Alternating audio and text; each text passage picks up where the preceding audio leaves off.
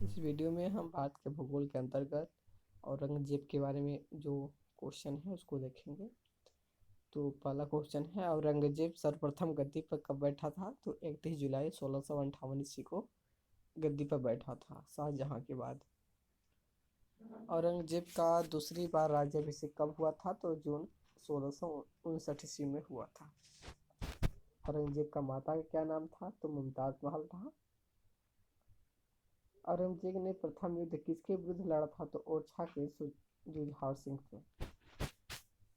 औरंगजेब ने असम जीतने का कार्य किसे सौंपा था?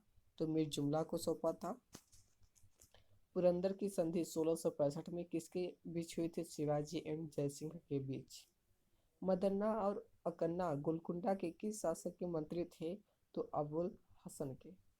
शिवाजी को कैद कर रखा गया था जयपुर भवन में। भरतपुर राजवंश की नींव किसने डाली थी? तो चूड़ामन ने डाली थी।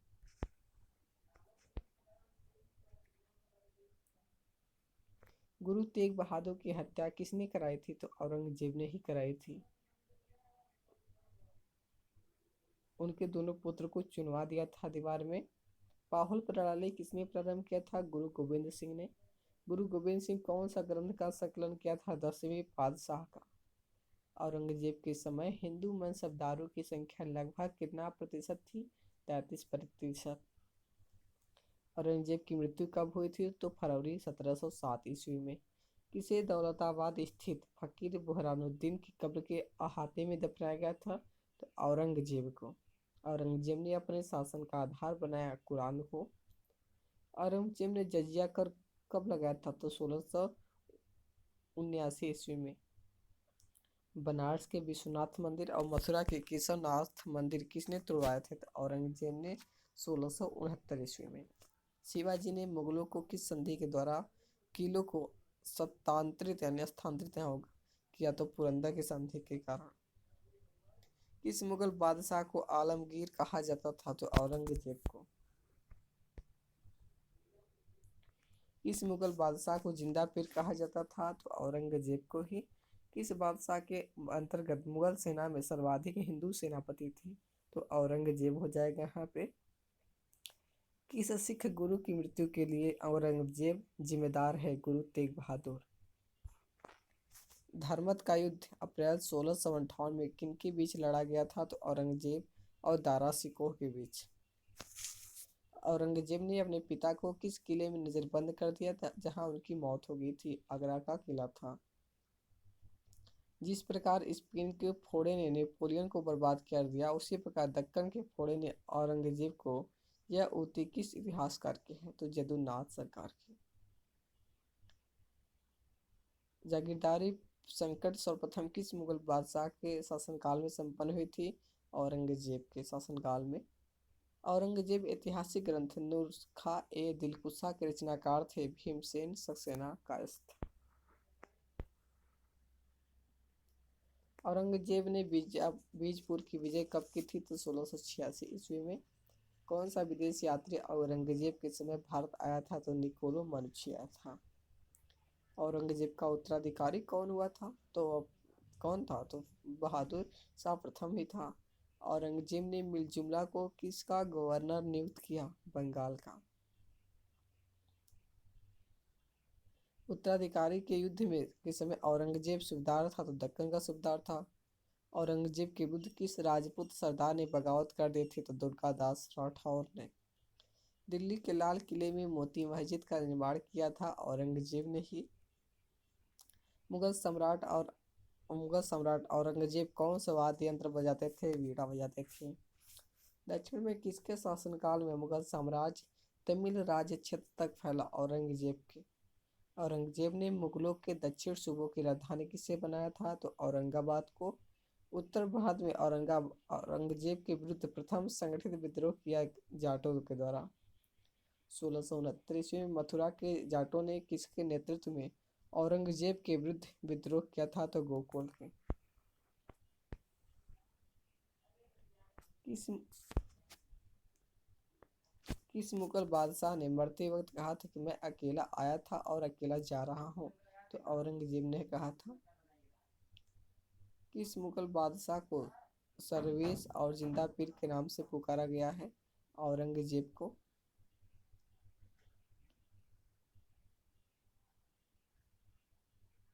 मुगल काल में मंत्री परिषद को क्या कहा जाता था? तो वजारत कहा जाता था। मुगल सम्राट किस दिन अपना कचहरी लगाते थे? तो बुधवार को। मुगल काल में शरीयत के विरुद्ध कार्य करने वाला कौन रोकता था? मुहतसिब रोकता था। मुगल कालीन अर्थव्यवस्था का आधार क्या था? तो चांदी का रुपया था। मुगल शासकों की राजभाषा क्या थी? फारसी थी। मुगल कालीन भारत में राज्य की आय का प्रमुख स्रोत भू राजस्व था। मुगल काल में इनाम भूमि किसे दी जाती थी? तो विद्वान और धार्मिक व्यक्ति को। मुगल शासकों में सर्वाधिक विद्वान शासक दारा शिकोह ही था। हस्तांतरण के लिए आरक्षित भूमि को मुगल काल में क्या कहा जाता था? पैबाकी या पायबाकी। अगला प्रश्न है, कौन सा मकबरा द्वितीय ताजमहल कहलाता है? बीबी का मकबरा। मुगल काल में बंदरगाहों में से किसको बाबुल मक्का यानी मक्का द्वार कहा जाता था? तो सूरत को। मुगल स्थापत्य कला के संदर्भ में पिट्रा ड्यूरा का अर्थ है संगमरमर के पत्थर पर जवाहरात से की गई जड़ावत। हुमायूं गद्दी पर कब बैठा था? 30 दिसंबर 1530 ईस्वी में। हुमायूं का पूरा नाम क्या था? तो नासिरुद्दीन मोहम्मद हुमायूं था। हुमायूं ने गुजरात के शासक बहादुर शाह के विरुद्ध कौन सा अभियान चलाया था? तो काले इंजन का अभियान चलाया था।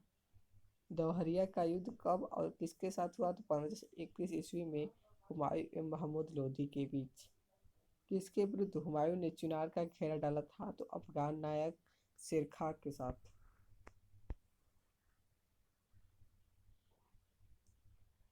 मित्र एवं शत्रु को प्रभावित करने के लिए हुमायूं ने 1533 में कौन सा दुर्ग का निर्माण करवाया था?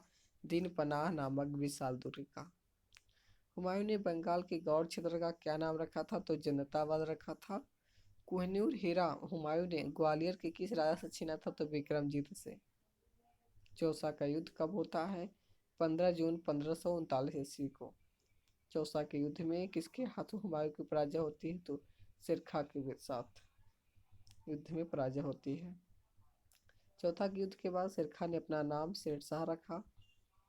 बिलग्राम एवं कन्नौज की लड़ाई कब हुई थी? 17 मई 1540 ईस्वी को। बिलग्राम की लड़ाई में हुमायूं का साथ किसने दिया था?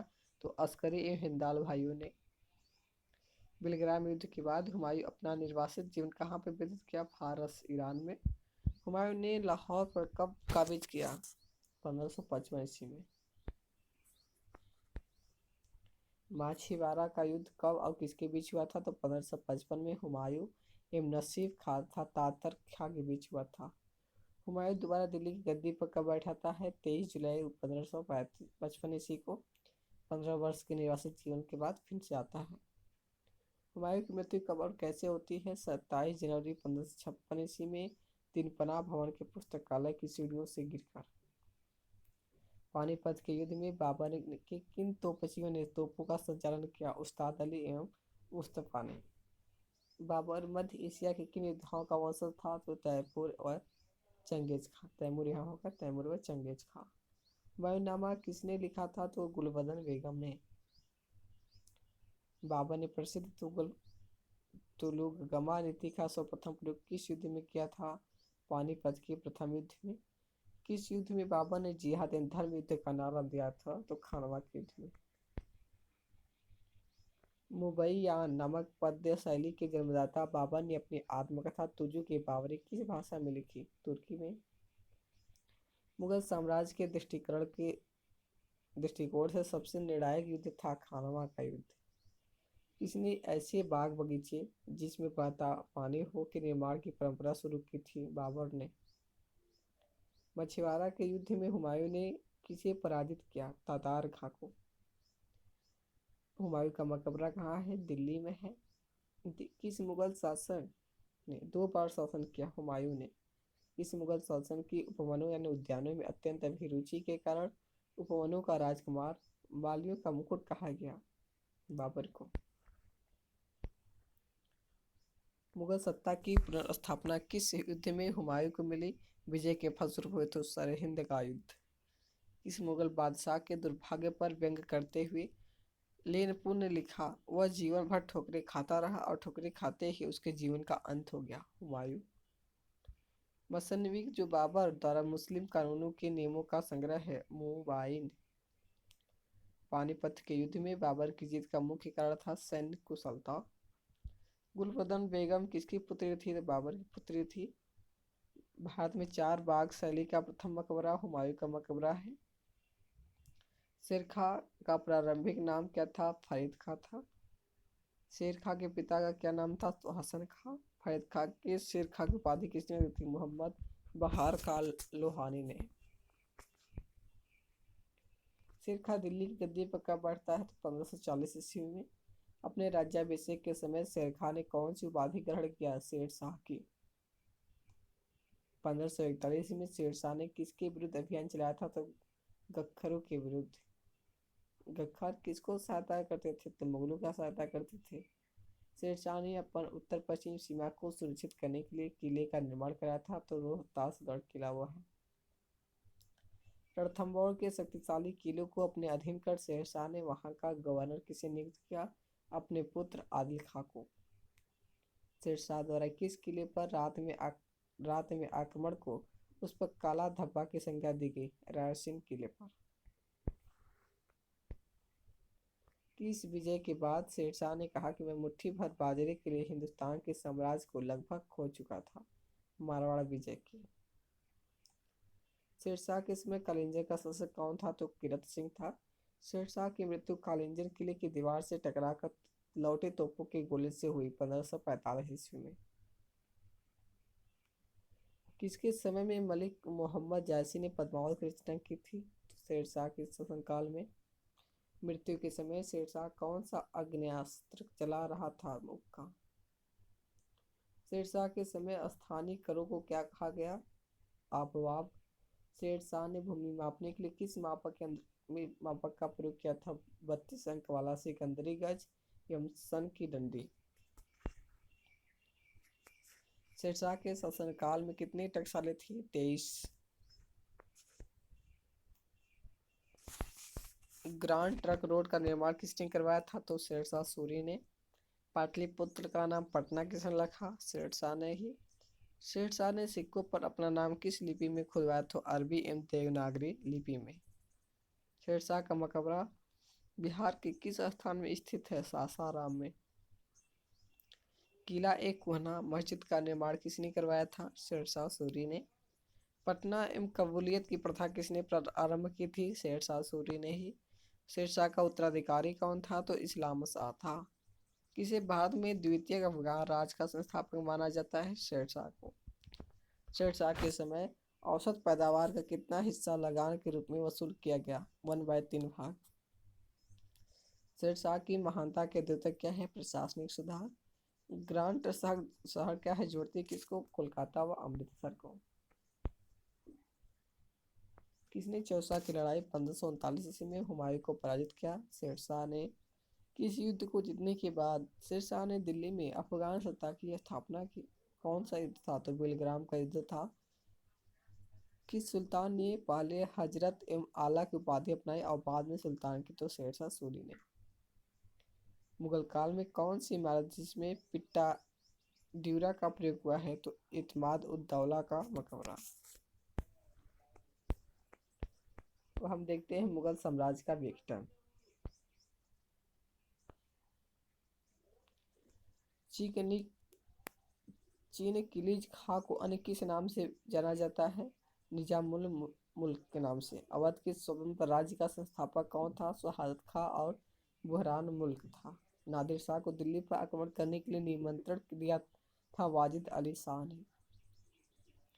अवध का अंतिम स्वतंत्र शासक कौन था? तो शहादत खां था। बंगाल के स्वतंत्र राज्य का संस्थापक किसे माना जाता है? मुर्शिद कुली खां को। इसने बंगाल की राजधानी ढाका को मुर्शिदाबाद ले गया? मुर्शिद कुली खां ने। स्वतंत्र कर्नाटक राज्य का संस्थापक कौन था? सादुतुल्ला खां। कर्नाटक राज्य की राजधानी कहाँ थी? अर्काट में थी। रुहेलखंड का स्वतंत्र संस्थापक कौन था? तो वीर दाऊद का पुत्र अली मोहम्मद। जयपुर शहर की स्थापना वैज्ञानिक सिद्धांत पर किसने किया? सवाई जय सिंह ने। किसके समय में जाटों की शक्ति चरमोत्कर्ष पर थी सूरजमहल के। किसे जाट जाति का अफलातून कहा जाता है तो सूरजमहल को। कौन सा मुगल बादशाह पहले पहले तो अंग्रेजों का कैदी रहा और बाद में जीवन पर्यंत मराठों का पेंशन भोगी रहा तो आलम शाह द्वितीय। मिर्जा गालिब किसके समय में थे बहादुर शाह द्वितीय के। शाह आलम को दिल्ली की गद्दी पर दोबारा बैठाने की महत्वपूर्ण भूमिका अदा की पेशवा माधवराव नारायण प्रथम ने। इस मुगल सम्राट ने सैयद भाइयों को हत्या करवाया था मोहम्मद शाह ने। किस मुगल बादशाह को वजीर गाजीउद्दीन ने दिल्ली में दाखिल नहीं होने दिया शाह आलम द्वितीय को। किसके सहयोग से जहांदार शाह गद्दी पर बैठा था तो जुल्फिकार खां के सहयोग से। जहांदार शाह का प्रधान मंत्री कौन था तो जुल्फिकार था। कौन सैयद बंधु के नाम से जाना जाता है हुसैन अली खां एवं अब्दुल खां को। भारतीय इतिहास में सैयद बंधु को क्या कहा जाता है शासक निर्माता। मुगल साम्राज्य का प्रथम अयोग्य शासक कौन था तो जहांदार शाह था। लंपट मूर्ख किसे कहा जाता है तो जहांदार शाह को ही। किसके सहयोग से फर्रुखसियर जनवरी 1713 में गद्दी पर बैठा तो सैयद बंधुओं के सहयोग से। सिख नेता बंदा बहादुर की हत्या किसने किया फर्रुखसियार ने। अंग्रेजों को मुक्त व्यापार करने का सुनहरा फरमान किसने दिया था फर्रुखसियार ने। फर्रुखसियार की हत्या किसने की सैयद बंधुओं के। इसे मुगल साम्राज्य का घृणित कायर शासक कहा जाता है फर्रुखसियार ने।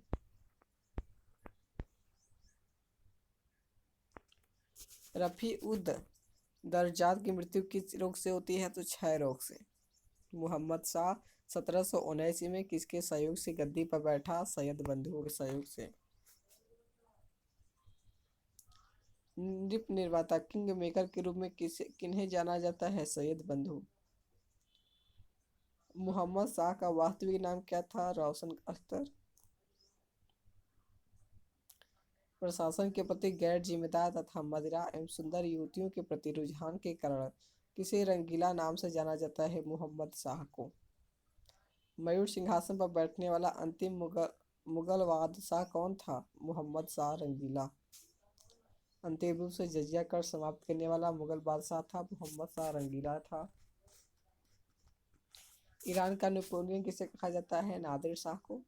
नादिर शाह ने भारत पर आक्रमण कब किया था 13 फरवरी 1739 ईस्वी को। औरंगजेब का उत्तराधिकारी कौन था तो शाह आलम प्रथम था। शाह आलम का वास्तविक नाम क्या था तो मुअज्जम था जो बाद में बहादुर शाह था बना। शाह आलम का राज्याभिषेक 1707 ईस्वी में कहा हुआ था तो लाहौर में हुआ था।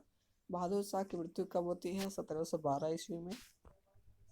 बहादुर शाह को कहाँ दफनाया गया औरंगाबाद में जो कि महाराष्ट्र पड़ता है।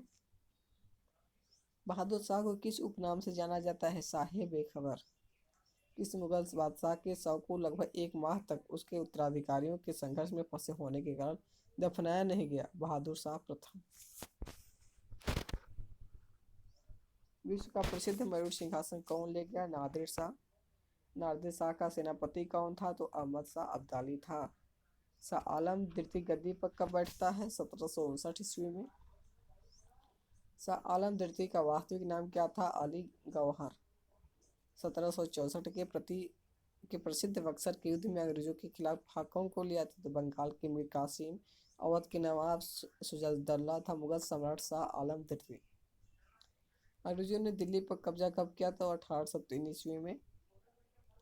इलाहाबाद की प्रथम संधि कब हुई 12 अगस्त 1765 ईस्वी में।